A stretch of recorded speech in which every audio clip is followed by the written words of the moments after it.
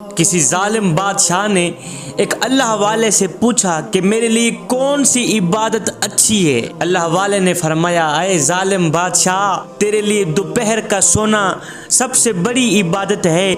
دوپہر کا سونا تیرے لیے بہترین عبادت ہے، اس لیے کہ کچھ دیر تک لوگ تیرے ظلم سے محفوظ رہیں گے۔ حضرت شیخ سعدی علیہ الرحمہ فرماتے ہیں کہ ایک ظالم کو میں نے دوپہر کے وقت سوتے دیکھا تو کہا اس کا سویا رہنا ہی بہتر ہے، اس کا سویا رہنا جاگنے سے کہیں زیادہ بہتر ہے۔ جس ظالم کی نیند اس کی بیداری سے اچھی ہو، جس ظالم کی نیند اس کی بیداری سے بہتر ہو، اور اس کا مرنا اس کے جینے سے بہتر ہو۔ اگر حکمران ظالم ہو تو انہیں یہ یاد رکھنا چاہیے، ہر وقت، ہر گھڑی، ہر لمحے یہ یاد رکھنا چاہیے کہ ان سے پہلے ظالموں کا کیا انجام ہوا۔ ظالم کی لگام اگرچہ دراز ہے مگر سنو، جب کھینچی جاتی ہے تو پھر ظالم کو پناہ دینے والا کوئی نہیں ہوتا۔ حجاج بن یوسف نامی گرامی ظالم گورنر، اس دور میں لوگ اسے ظالم بادشاہ کے نام سے پکارا کرتے تھے۔ ایک بزم میں آیا، کسی محفل میں آیا تو سارے لوگ کھڑے ہو گئے، کوئی ہاتھ چوم رہا تھا، کوئی قدم بوسے کر رہا تھا کہ بادشاہ وقت آ گیا ہے، گورنر آ گیا ہے۔ اب وہاں پہ ایک اللہ والا بیٹھا تھا، اس کو جنبش بھی نہ ہوئی، اس نے اٹھ کے اس ظالم بادشاہ کو سلام نہ کیا، حجاج بن یوسف کو سلام نہ کیا، اٹھ کے قدم بوسی نہ کی، وہ اپنی جگہ پہ ہی بیٹھا رہا۔ اللہ والا جس کے دل کا تعلق مالک کی ذات کے ساتھ جڑا ہوا تھا۔ اے جوانو، اے رب کو پانے کی کوشش کرو، رب کو پانے کی کوشش کرو، اور جب رب تمہارا ہو گیا تو پھر سب تمہارا ہو گیا۔ اور سنو، اللہ کی محبت میں، اللہ کے عشق میں ایک وہ مقام بھی آتا ہے کہ دعا تو رہی بڑی دور کی بات، انسان صرف سوچتا ہے اللہ پوری کر دیتا ہے۔ اللہ اکبر۔ وہ ایک نوجوان تھا، اللہ والا تھا، اللہ کا ولی تھا، نوجوان تھا، وہ شیروں اور بکریوں کو اکٹھا چرا رہا تھا۔ کسی نے گزرتے ہوئے پوچھ لیا، او نوجوان، او میاں، او یہ شیروں کی بکریوں سے کب سے صلح ہوئی ہے؟ تو اس نوجوان نے کہا، بھائی جب سے میں نے اللہ سے صلح کی ہے نا، انہوں نے آپس میں صلح کر لی۔ ایک بار رب کے بن کر تو دیکھو۔ خیر، ظالم بادشاہ آیا، سارے لوگ کھڑے ہو گئے استقبال کے لیے، تو یہ اللہ والا، اسے جنبش بھی نہ ہوئی، اپنی جگہ پہ بیٹھا رہا۔ اسے دیکھتے ہی بادشاہ غصے سے آگ بگولا ہو گئے۔ ظالم بادشاہ غصے سے آگ بگولا ہو گئے، اس کی جرت کیسے ہوئی، کیوں بیٹھا رہا، اس نے اٹھ کر مجھے سلام کیوں نہیں کی۔ اب بادشاہ نے فوراً ہی حکم دیا، فوراً ہی آرڈر دیا کہ اس فقیر کا سر تن سے جدا کر دیا جائے، ابھی اور اسی وقت اس فقیر کا سر تن سے جدا کر دیا جائے۔ یہی اس کی سزا ہے کہ اس نے بادشاہ کا ادب کیوں نہیں کیا، بادشاہ کا احترام کیوں نہیں کیا۔ جلاد تلوار اٹھا کے آ گئے، فقیر اللہ والے کو پھٹے پہ چڑھا دیا گیا کہ تو نے بادشاہ کو سلام کیوں نہیں کیا، بادشاہ کا استقبال کیوں نہیں کیا۔ اب جلاد جیسے ہی فقیر کو مارنے لگا، اس کا سر تن سے جدا کرنے لگا، پہلے تو فقیر کی ہنسی نکل گئی، پھر فقیر ایک دم رونے لگ گیا۔ پہلے تو اللہ والے کی ہنسی نکل گئی، پھر ایک دم رونے لگ گیا۔ ظالم بادشاہ نے کہا، فقیر میاں، تجھے ماریں گے بعد میں، تیرا سر تن سے جدا بعد میں کیا جائے گا، پہلے یہ بتا کہ تو رویا کیوں ہے، پھر ہنسا کیوں ہے۔ اس نے کہا، بادشاہ رویا اس لیے ہوں کہ 5 بچوں کا باپ ہوں، سوچ رہا ہوں میرے مرنے کے بعد میری اولاد کہاں جائے گی۔ اچھا پھر ہنسا کیوں ہے؟ اور موت کی خبر سن کر ہنسا کیوں ہے؟ یہ سن کر اس اللہ والے نے کہا، بادشاہ مرنے کی خبر سن کر ہنسی اس لیے نکل گئی، اس وقت میں اللہ کا لاکھ لاکھ شکر ادا کر رہا ہوں کہ مالک تیرا لاکھ لاکھ شکر ہے کہ اس وقت میں مظلوم بن کر مر رہا ہوں، ظالم بن کر نہیں مر رہا۔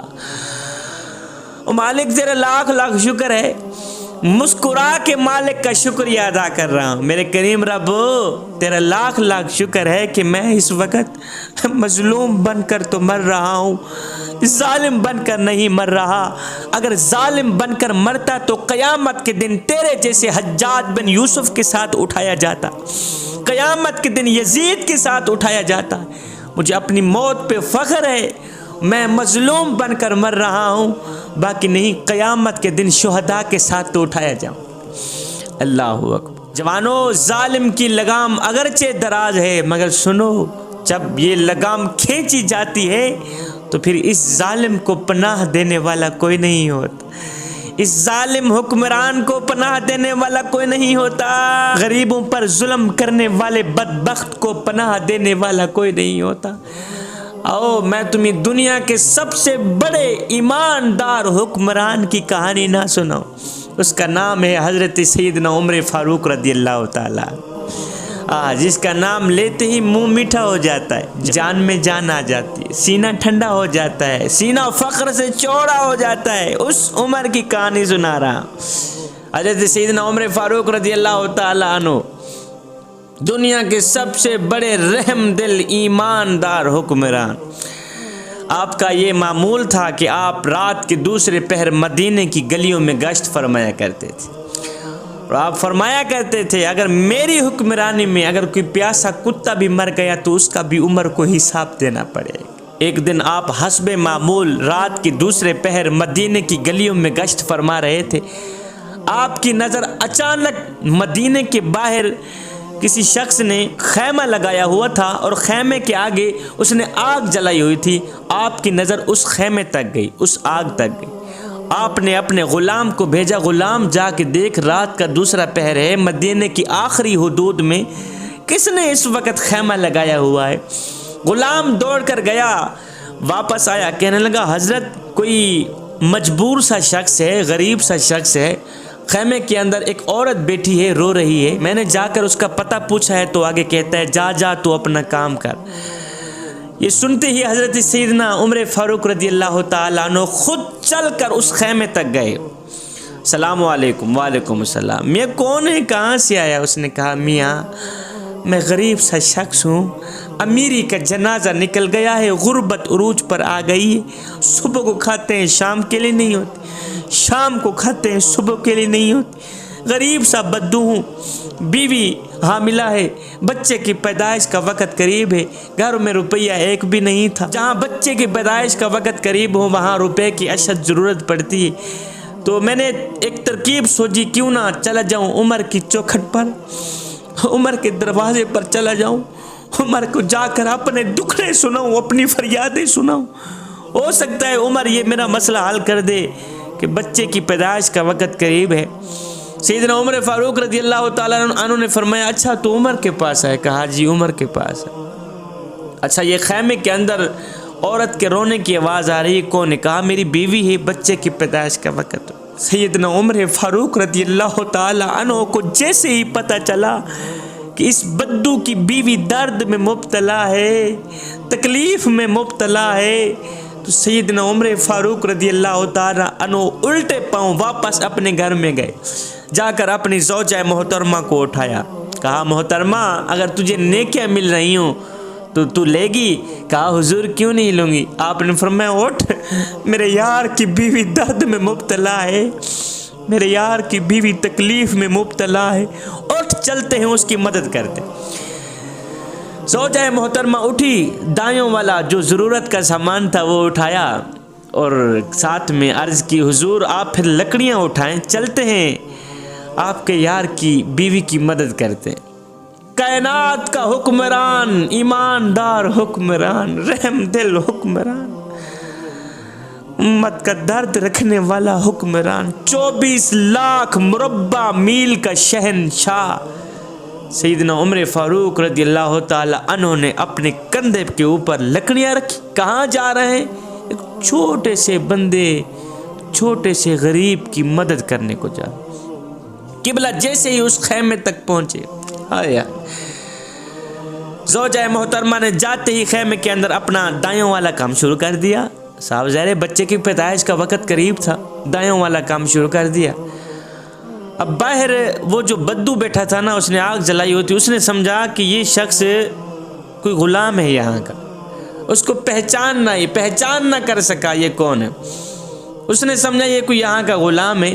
اس بدو نے کیا کیا، اس نے آرڈر چلانے شروع کر دیے، حکم چلانے شروع کر دیے، اور جلدی جاؤ لکڑیاں لے کے آ۔ سیدنا عمر فاروق دوڑ کر جاتے، لکڑیاں لے کے آتے، اور جلدی جائے پانی لے کے آ، دوڑ کر جاتے پانی لے کے آتے، اور جلدی کر آگ جلا۔ ہائے، آپ داڑھی مبارک لپیٹ کر پھونکا ڈالتے، آگ جلاتے۔ اس نادان کو نہیں پتا تھا میرے سامنے یہ جو شخصیت کھڑی ہے یہ کون ہے۔ ایک دم خیمے کے اندر سے آواز آئی، یا امیر المومنین، مبارک ہو، اللہ نے تیرے یار کو بیٹا عطا کیا۔ یا امیر المومنین، ہائے، امیر المومنین کا نام سن کر بدو کے پاؤں تلے زمین نکل گئی۔ بدو نے ایک دم دیکھا، حضرت آپ ہی امیر المومنین؟ ہائے حضرت، میں آپ کی پہچان نہ کر سکا، یہ کمبخت آنکھیں آپ کو نہ پہچان سکی کہ آپ کون ہیں۔ حضرت آپ ہی امیر المومنین؟ قدموں پہ گرا، چوم کر کہنے لگا، حضرت مجھے معاف کر دو، حضرت مجھے معاف کر دے۔